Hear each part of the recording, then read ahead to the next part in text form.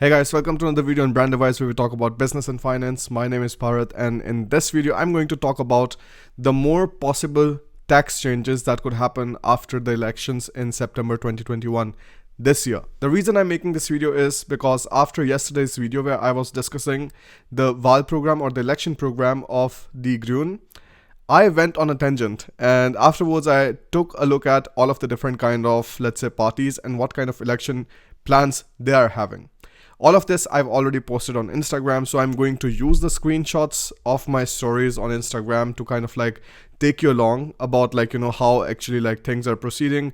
What are my thoughts on what are the most possible tax changes that we might see in 2021. The only reason I'm more concerned about this is because after the corona pandemic, there are more and more taxes which the government are feeling happy about just levying on the richer people, because many people have lost their jobs. And when people lose their jobs, of course, this is not an easy time for anybody, and they want to see solutions. And exactly in these moments, the government see an opportunity. They see an opportunity of increasing taxes and just getting more of the tax money inside. You can see in the history, most of the times whenever they are finding some kind of crisis, they always try to increase the taxes and things like that. And I feel like this is not going to be an exception this time either. And the reason I'm saying this is because of all of the parties that I generally read about. I did see some patterns, and these patterns mean that political parties might be more motivated for implementing these few measures. So let's go to the stories, and I'm going to take you through one by one. So the first one story that I posted was about this survey. So what kind of parties most probably are going to be winning with what kind of percentages and so on. The first one was the Union. So the Union is the CDU and CSU. CDU is Merkel's party, and CSU is Söder's party, who is then the chief minister of Bayern.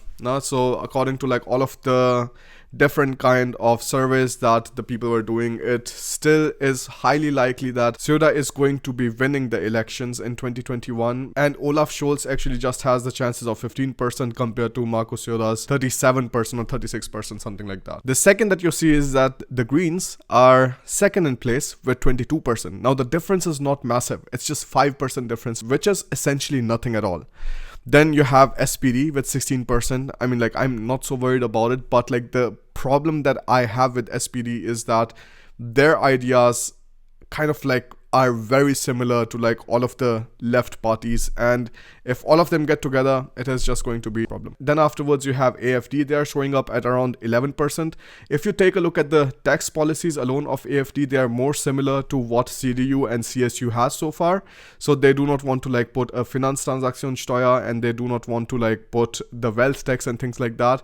And this is also what Merkel's party has in agenda. This is the main story. And then you have FDP and Linke and all of these other smaller parties. So can't worry too much about it. But out of these, the Linke, they are the most almost radical leftist party that you would find. So if the Grün was saying that we are going to put the wealth tax from 2 million at 1%, they are saying that we are going to put the wealth tax on 1 million at 5%.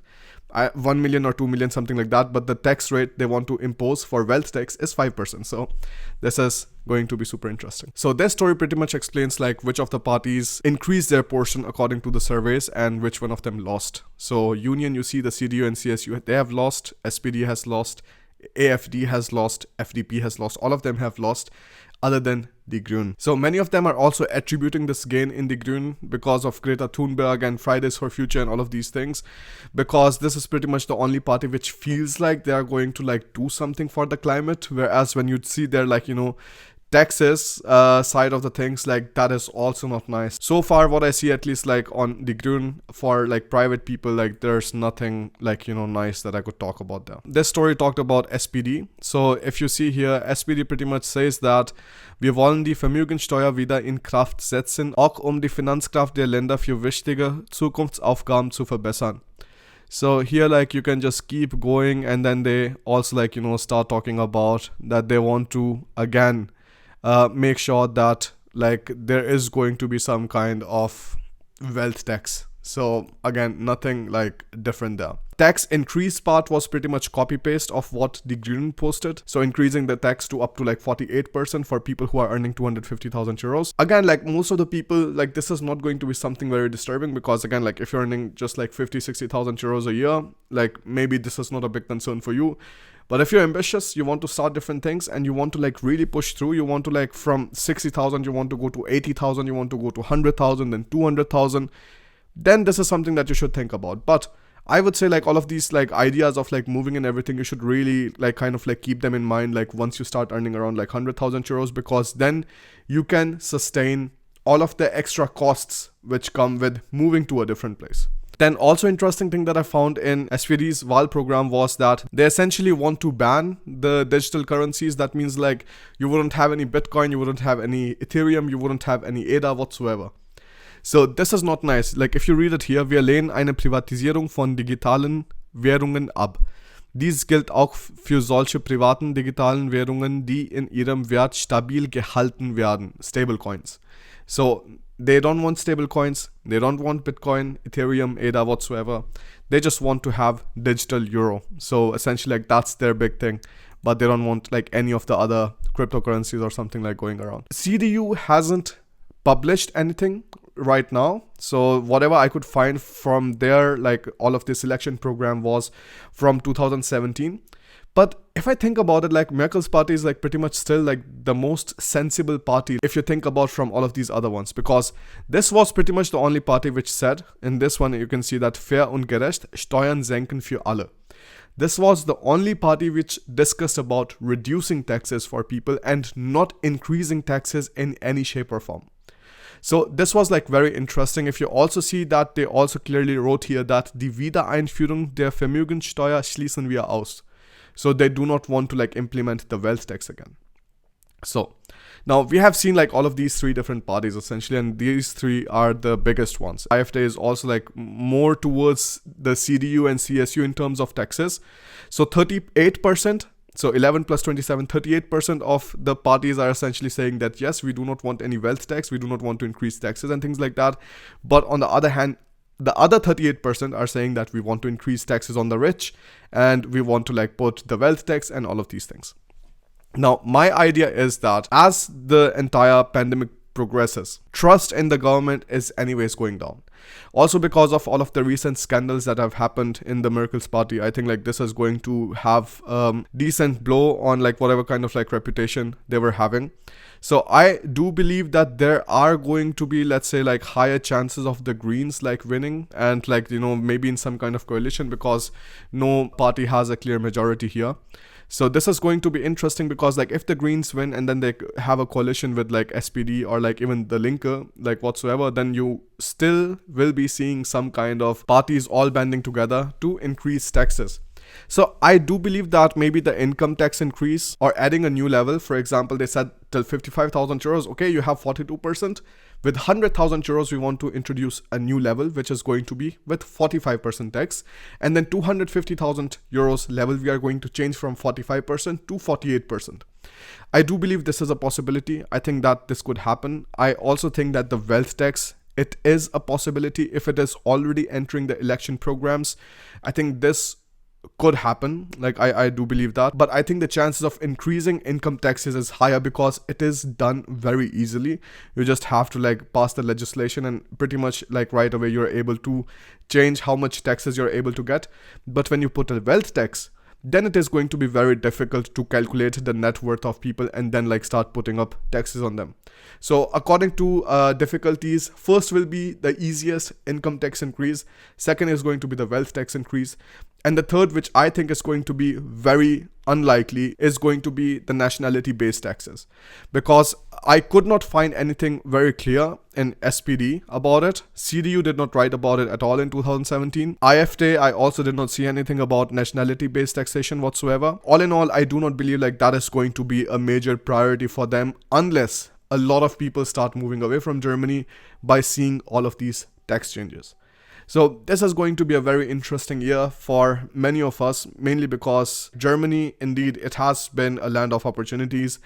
You do get like decent living conditions, you know, like as an employee, it is like very nice for you. You're still having a lot of rights.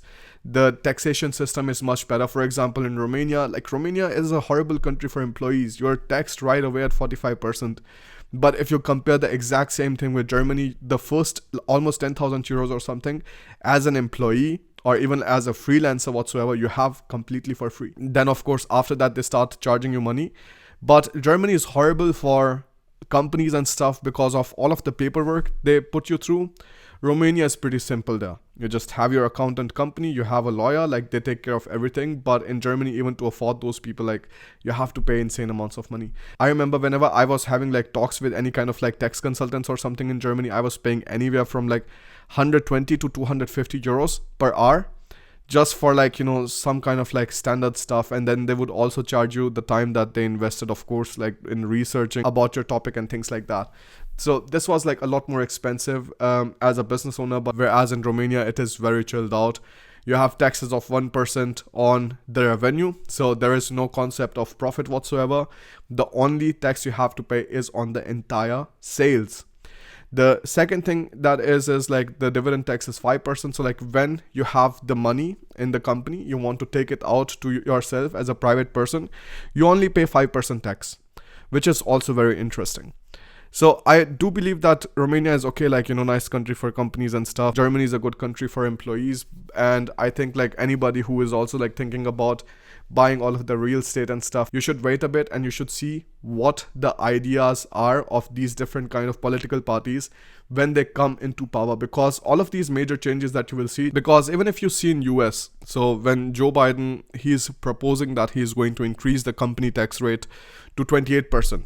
And with all of the other taxes combined, the tax rate in US for companies is going to go beyond 30%, which is like, you know, not nice if you're like thinking about growing the companies and things like that. So you might see some kind of like movement there too. But all of these things he's trying to do like in the first few months of him taking the office.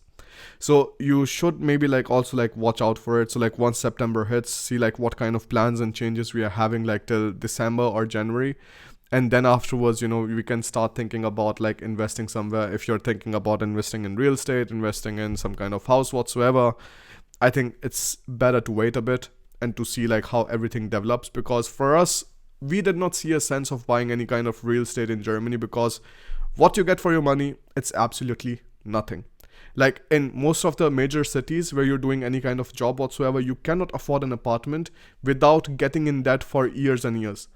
I remember when we were in Hamburg and we were looking for like real estate and stuff, we couldn't find anything like decent in Hamburg itself. So like we were looking in a nearby city, and even in that city, like we were finding in a very, very bad district, like 150,000 euros of apartment. So the price was 150,000 euros. And the area was, I think 70 square meters or something like that. This is still on the cheaper side. But if you would look at something in Hamburg, you wouldn't get anything below 250,000 euros or something, which is not run down completely. And if you're looking at houses, any kind of decent house you would just get with 500,000 euros. So it doesn't make sense. Like employees cannot afford it anymore. For us, like that was already the idea that like we do not want to like get into like major debt to buy a house or something. And that's why we thought about buying the house in Denmark. The prices for houses in Denmark, it is very cheap. It is like just crazy, like if you compare it with Germany. And we were able to buy it on an island. And if we were able to buy it on an island, you pretty much understand the value proposition there, because if tourism was happening as normal, we would have made a lot of money with Airbnb. But of course, all of that didn't happen. Borders got locked down and everything. Once things are going to get better, we do hope like a lot of tourism to return, because the island is really beautiful and a lot of people like love coming back. But again, like what we got for our money in Denmark for maybe a fifth of the price of what we would have gotten in Germany, it's just crazy. So even in those kind of scenarios, when you put another like, 90, 100, 120,000 euros just in like repairs whatsoever, if you buy a super old house, even then it is half the price of what you would pay for houses in Germany. Keep an eye out on this, like about real estate. Like, of course, there are so many people like who would be preaching that, yes, buy real estate in Germany. Yes, buy real estate in Germany. It's such a good idea. You'll be saving for your Altersvorsorge and everything. I do not know. I don't think so. So keep an eye out for this. Like, don't listen to people who are like having something of their own self-interest in these kind of, let's say, ideas and advices. Wait a bit and see like how things develop. So this was pretty much what I wanted to share with you. I do believe that the income tax might increase, wealth tax is not so probable, and nationality-based tax is highly unlikely. So we are going to see like how things develop, because if you think about a 3% tax increase, it's not much, and it is like enough to make the public happy and for the politicians to gain more vote.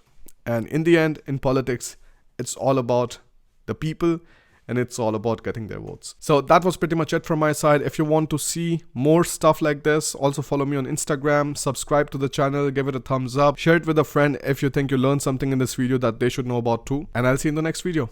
Bye.